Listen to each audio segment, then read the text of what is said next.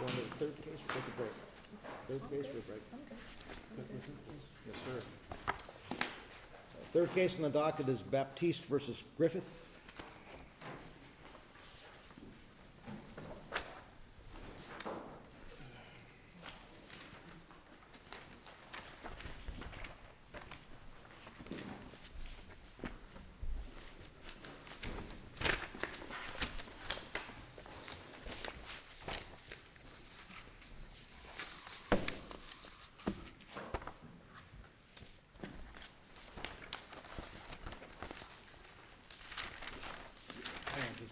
Just a second.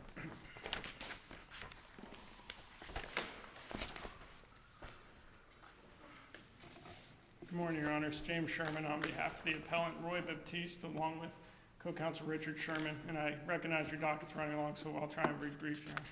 And I really want to focus on 5 minutes for rebuttal, and I really want to focus on our two main issues raised in our brief, which is that the future medical award was speculative and not reasonably certain to be incurred, and that the award for past and future earnings was not shown to be reasonably certain to be incurred. And just for very brief background, this was a minor impact collision. Plaintiff had had a prior cervical fusion, and her theory at trial was that she was an eggshell plaintiff, and the verdict came out to roughly $937,000. As to the future medicals being speculative, there was testimony by Dr. Priu. Let me stop you right here because it'll bother me till I get this cleared up. Correct. There are three aspects of this that will concern us through the whole argument. One is there's no motion for directed verdict in this case. Correct. And the words manifest weight of the evidence do not appear in the motion for new trial. And then I guess third is your defense lawyer didn't blackboard any countervailing numbers for this final judgment. And so I'm not quite sure what legal test we're supposed to use to decide that these numbers are too high. All right. Well, Your Honors, first, agreed. There's no motion for directed verdict. We're not seeking a directed verdict. As to the numbers, we believe that it warrants a remitter to the maximum of the $143,000, but more so we believe that the testimony was so speculative that there's no way to figure it out, and it should just be a new trial overall. But how do I do that if no one argued manifest weight and no one moved for directed verdict? Don't I have to have at least one or the other of these to give you relief? Well, and Your Honors, I believe that's why we really kind of emphasize the 143 being the maximum allowable numbers under the evidence. Basically, Dr. Priu testified that there was three procedures that she may need in the future, but at the end of testifying about the three possible procedures, he stated that most patients don't need that, which basically undermined the entire testimony of likelihood. So it's then moving to the testimony of Dr. James, he testified about possible procedures she would need in continuing care in the future, but generally he didn't give any numbers, and he did not testify as to specific amounts for each of those procedures. So it's our testimony that at most the allowable amount would be the 143 by Dr. Priu. This is for the future medicals you're talking about? Yes, correct, Your Honor. Okay. What about the past medicals of 211? We didn't raise that as an issue. And then on the damages for lost earnings in the past, the $50,000? Yeah, it's our contention, Your Honor, that those weren't reasonably certain to be incurred. The testimony was that she could earn $50,000 in the future. So what was the maximum allowable amount that a jury under Boole versus Touche was allowed to draw in on that line? I think your motion for remitter tells me. Yeah, Your Honor. I guess the $2,000 a month was most that was reasonably certain to be incurred. But the $50,000 awarded was less than she ever made anyway in the past. And then the future that she was awarded was less than what she was going to make in the future. Assuming she worked 13 years, it's about $11,000 a year, $12,000 a year, which is less than she was making at the time of the accident. So I kind of feel like you're asking us to reweigh the evidence to determine whether it's sufficient. You didn't make a DV argument. Your motion for new trial doesn't talk about the manifest weight of the evidence. Or So I don't know what else you're asking us to do, because you keep referring to the low-impact accident. Well, that's not something for us to consider, because you would agree with me that you have competent experts on both sides that have come to a disagreement as to whether there's a permanent injury and to whether or not she needed future medical care, correct? Yeah, I agree that.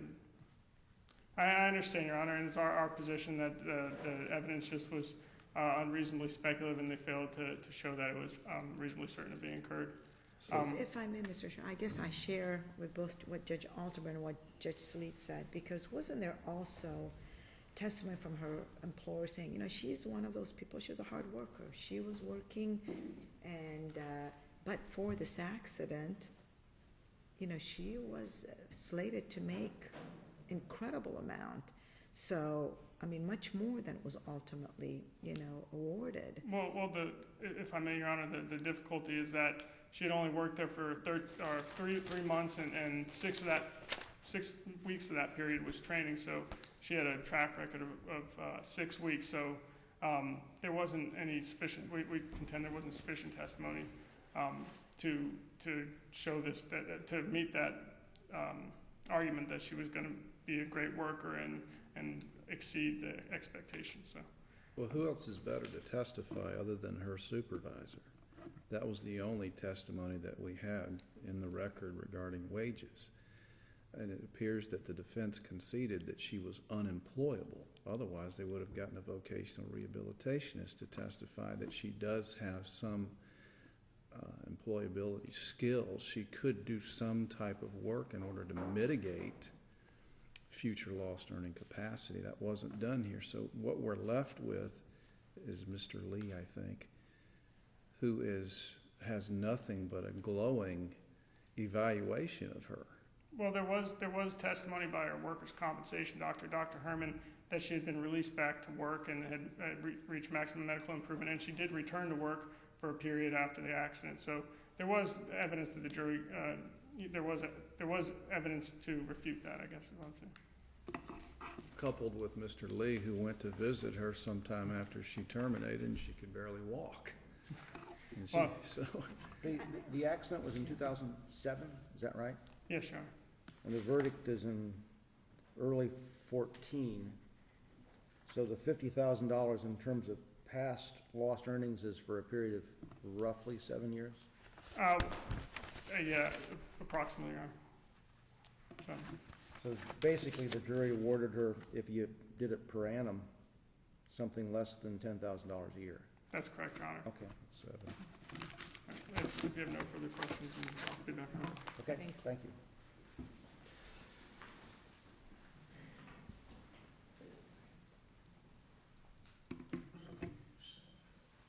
Good morning. Good morning. Mr. Court. I'm Jason Herman. I represent Danette Griffith.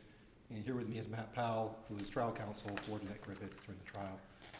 This was a 7-day jury trial. There were very few objections raised. There was no direct verdict motion filed.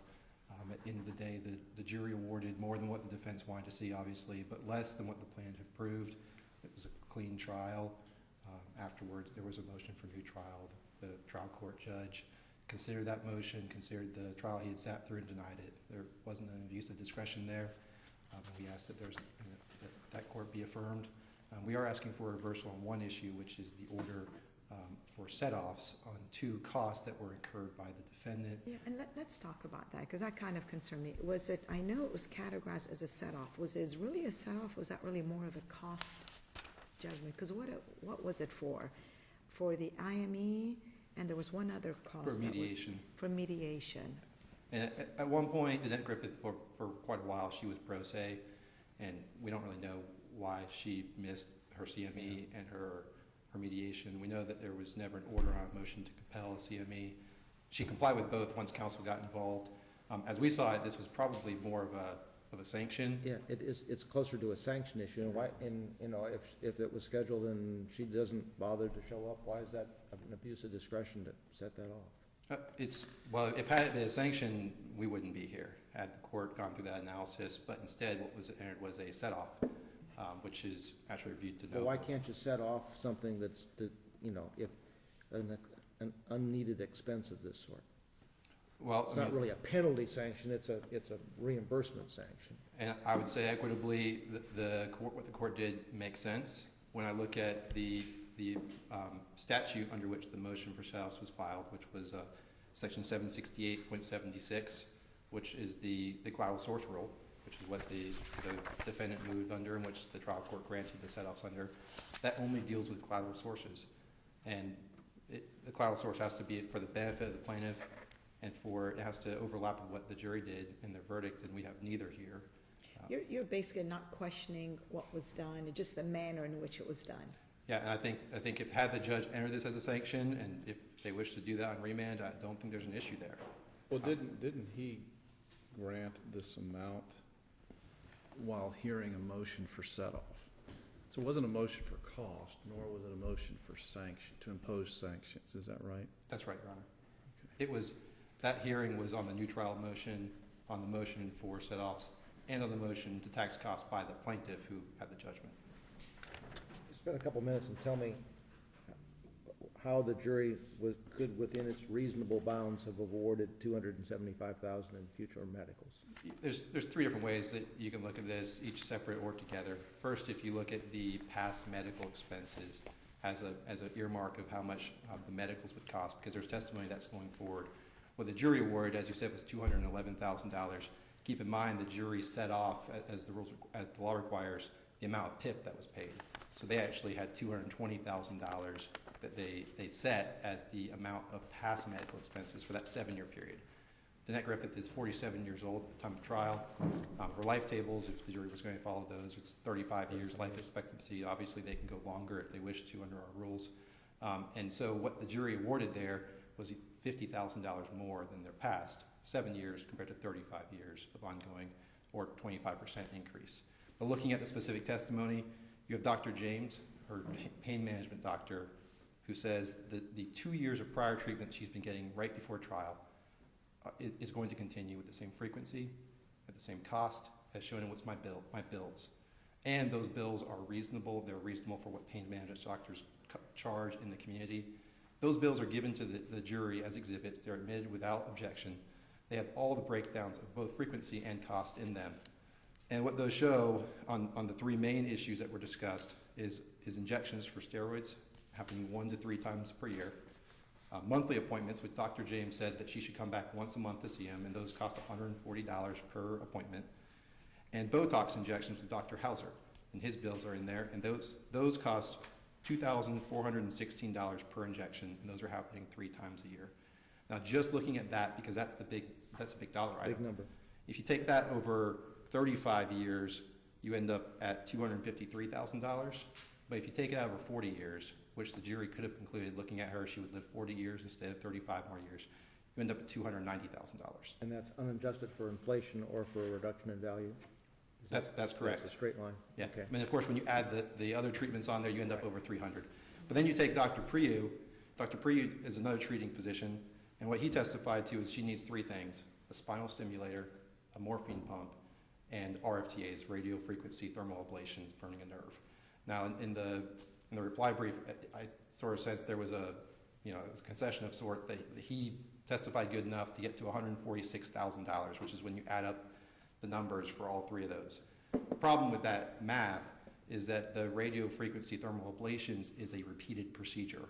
And what he testified to in 2 different places in the record is that when the nerve grows back, which happens every 1.5 to 2 years, you repeat the procedure. And he expects her to have that for the rest of his life.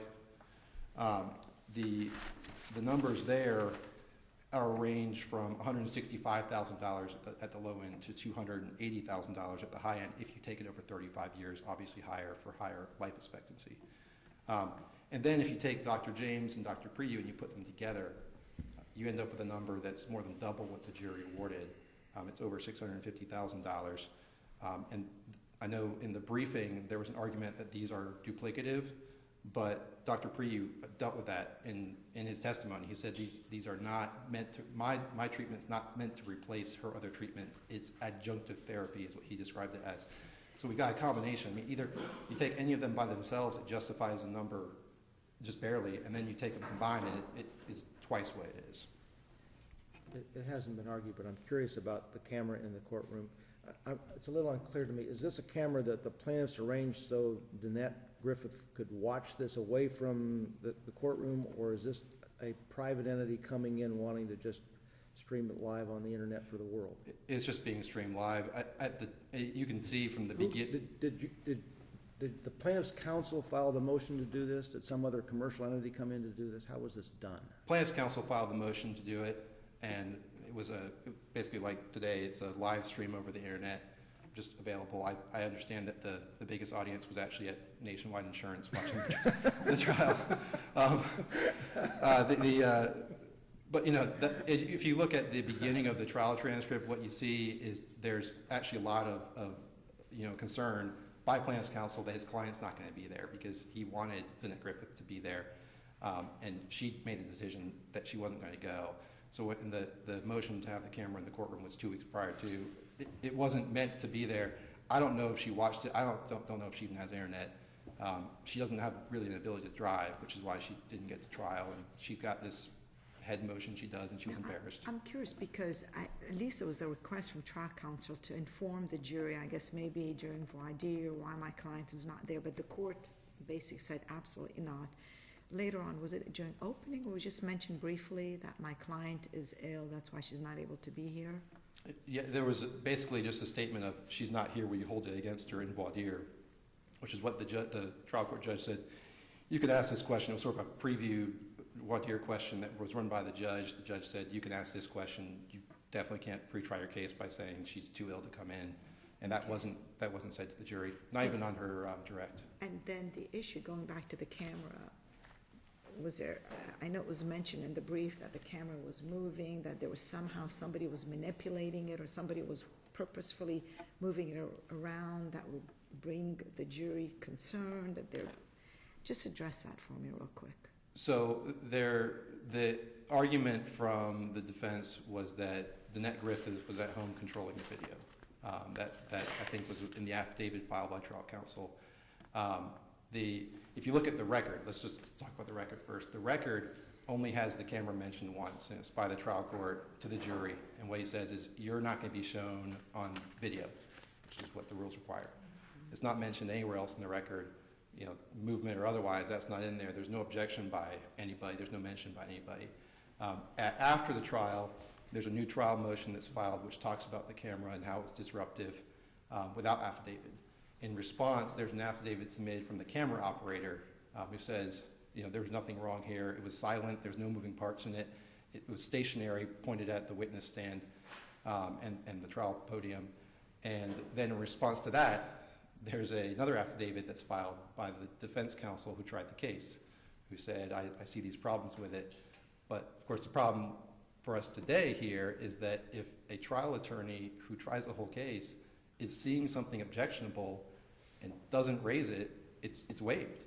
And the only support in the record is an affidavit from that trial counsel. And when you combine it with the fact that there's really a fact issue, for lack of a better word, between the camera operator, trial counsel, nothing in the record. We only have one person who is neutral and oversaw everything, which is the trial court judge. And we've got law that says superior vantage point. This is kind of unique because the judge is the only vantage point of that camera, and found there was not a need for a new trial. Obviously, didn't mention it throughout the trial. Okay. Thank you. It's my time. Thank you. Mr. Sherman? Yeah. Mr. Sherman, I comment that you have the luxury of having a very experienced and competent appellate lawyer as your mentor, but I suspect you may have the disadvantage of having your father as your mentor as well. Is that correct? That is correct, Your Honor, yes. I get the benefits and the burdens, I guess, to use legal language. Your Honor, just in brief rebuttal, we didn't use the magic language, manifest weight against the evidence, but we do believe our argument that it wasn't reasonably certain to be incurred does meet that. The near equivalent of that. Right, that's correct, Your Honor. In regard to the set-off issue, we agree that it was done as a set-off, but effectively it was an award of cost, and our argument is based upon the equity and the public policy of lowering the cost of litigation. And since the plaintiff didn't show up for for the court order mediation and for the CME, we believe that it should be affirmed on that basis, or as counsel said, send it back to the trial court for him to enter a cost judgment for the difference. Thank you. Thank you. Do you have any rebuttal you wish on your cross appeal? All right. This court's gonna take about a 10-minute break.